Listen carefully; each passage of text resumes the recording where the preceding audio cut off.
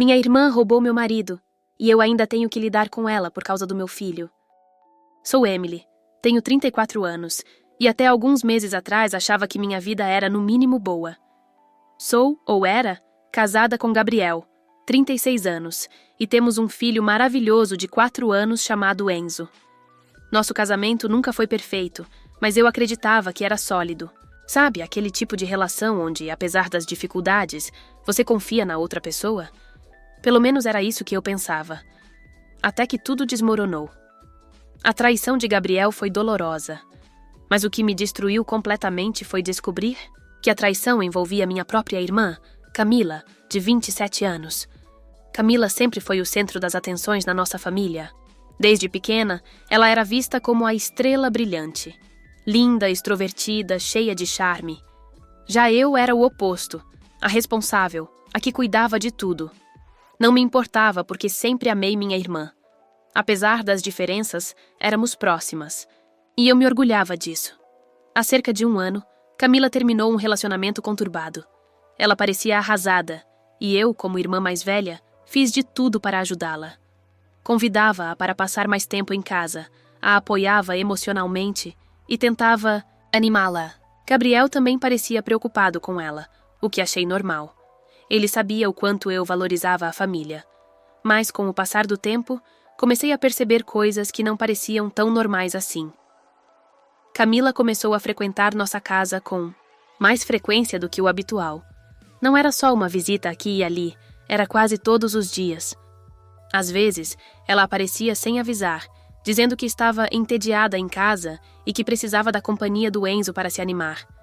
No começo, achei fofo. Ela parecia tão carinhosa com meu filho e eu acreditava que aquilo a ajudava a superar o término. Só que as coisas começaram a mudar. Gabriel, que normalmente era reservado, ficava mais animado quando ela estava por perto. Ele fazia questão de preparar café para nós 3, algo que nunca fazia só para mim.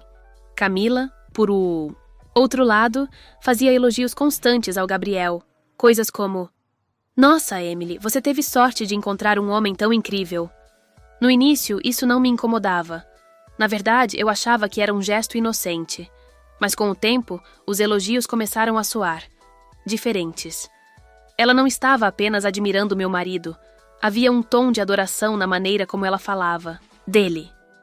Uma vez, durante um almoço em família, Camila insistiu para que Gabriel experimentasse um novo perfume que ela comprou. Lembro de ter achado estranho na hora, mas acabei rindo e dizendo algo como: "Uau, Mila, você quer que ele seja seu modelo agora?" Ela deu um sorriso nervoso enquanto Gabriel olhou para mim desconfortável. Aquilo ficou na minha cabeça, sis. Coisas começaram a ficar mais tensas quando Gabriel passou a ficar ocupado com mais frequência. Ele dizia que precisava fazer horas extras ou que ia encontrar amigos, mas sempre que voltava, parecia distante. Eu começava a notar que ele estava se fechando, como se estivesse se distanciando de mim emocionalmente. Houve uma noite em que ele me disse que iria a uma reunião de trabalho e que não poderia voltar cedo. Normalmente ele me dava mais detalhes sobre onde estaria, mas dessa vez foi vago e evitou falar muito sobre o que aconteceria.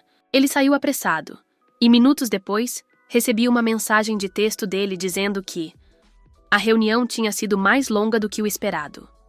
O que me incomodou não foi o atraso, mas a falta de explicações. Quando ele voltou para casa, parecia cansado demais para ter estado em uma reunião tão intensa. Naquele dia, um pequeno incidente chamou minha atenção. Camila apareceu em casa como de costume, mas ao contrário das outras vezes, ela parecia mais nervosa do que o habitual. Ela estava com um sorriso forçado, tentando parecer descontraída, mas logo percebi que ela estava evitando fazer contato visual comigo. No entanto, não dei muita atenção na hora, pois achei que poderia ser apenas impressão minha. Mas a sensação de que algo não estava certo aumentava a cada dia. Gabriel começou a passar mais tempo no celular, olhando para a tela com frequência, mas sempre desviava a tela quando eu estava por perto. Era um comportamento estranho para ele, que geralmente era muito relaxado quanto ao uso do celular. Uma vez, durante o jantar, quando todos estávamos sentados à mesa, notei que Gabriel e Camila trocavam olhares rápidos, como se estivessem em um código secreto. Eu não pude deixar de perceber o sorriso cúmplice entre os dois quando uma piada foi feita, mas a piada não era para ser engraçada. Eles apenas se olharam e riram em um tom que não combinava com a situação. Além disso, em um outro momento, Camila começou a me fazer perguntas sobre Gabriel. Perguntava o que eu achava da sua rotina, se ele estava bem, se estava mais estressado ou algo assim. Isso começou a me soar estranho, como se ela estivesse tentando obter informações específicas sobre ele, mas eu não queria pensar nisso na hora. Teve também o episódio em que Gabriel e Camila estavam sozinhos na sala de estar, enquanto eu estava no quarto. Eu ouvi risos vindos de lá, mas eram risos muito próximos, algo que não era habitual entre eles. Quando entrei na sala, eles imediatamente se calaram e o clima ficou desconfortável. Eu sorri e fiz um comentário casual, mas a tensão era palpável, como se ambos tivessem algo a esconder. Esses pequenos detalhes se acumulavam e eu comecei a questionar minha sanidade. Será que eu estava ficando paranoica? Mas por outro lado, algo dentro de mim dizia que havia algo errado. Eu tentava não pensar muito nisso, mas as atitudes deles não me deixavam em paz. Em um outro dia, Gabriel mencionou algo sobre uma reunião que ele teria com Camila, mas de uma maneira que me fez questionar se ele estava sendo honesto. Ele disse: "Ah, Camila me pediu uma ajuda para um projeto." Quando perguntei mais sobre isso, ele mudou de assunto rapidamente, dizendo que ela estava apenas precisando de uma orientação para uma pesquisa pessoal. Mas quando Camila chegou mais tarde naquele dia, ela parecia agitada e se comportava de maneira diferente. Não parecia que ela estivesse apenas buscando uma ajuda profissional. Algo naquele comportamento parecia forçado, e eu não pude deixar de notar a tensão entre eles. Cada pequeno gesto, cada troca de olhar, cada mudança de comportamento aumentava a minha sensação de que algo estava errado. Eu tentava manter a calma, mas meu instinto me dizia que eu precisava ficar mais atenta. Não havia provas concretas, mas a desconfiança estava crescendo, e eu não podia ignorá-la por mais tempo. Alguns meses depois, decidimos fazer uma viagem, em família. Gabriel sugeriu que levássemos Camila, dizendo que ela precisava de um tempo para relaxar. Apesar de achar estranho, concordei, pensando que talvez isso fosse bom para todos. Enzo estava animado com a ideia de viajar com a tia, então não vi motivos para recusar. Durante a viagem, tudo parecia normal à primeira vista, mas comecei a notar pequenos detalhes. Gabriel e Camila passavam muito tempo juntos, deixando-me sozinha com Enzo. Em uma noite, enquanto eu colocava meu filho para dormir, ouvi risadas vindas da varanda. Quando fui até lá, encontrei os dois conversando em um tom tão íntimo que me fez sentir como uma intrusa. Naquela mesma viagem, minha prima Luísa, que estava hospedada em um hotel próximo, apareceu para nos visitar. Ela sempre foi muito próxima de Camila, e as duas tinham segredos que nunca compartilhavam comigo. Quando mencionei minha desconfiança para Luísa, ela imediatamente mudou de assunto, dizendo que eu estava exagerando e que devia relaxar. A reação dela foi tão defensiva que aumentou ainda mais minhas suspeitas. A confirmação veio algumas semanas depois, de uma forma que eu nunca vou esquecer. Gabriel tinha saído para trabalhar até tarde, mas algo não fazia sentido.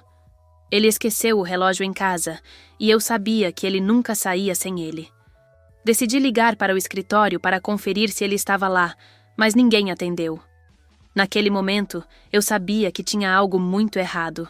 Minha intuição me dizia que ele não estava no trabalho, e que talvez estivesse com Camila.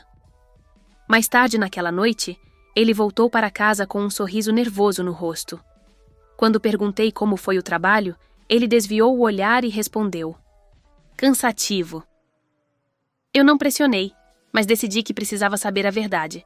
Dias depois, aconteceu o que já contei no início. Ele deixou o celular desbloqueado enquanto tomava banho. Eu vi as mensagens de Camila, li tudo, e o chão sumiu debaixo dos meus pés. Confrontar Gabriel e Camila foi a coisa mais difícil que já fiz. Primeiro, enfrentei Gabriel.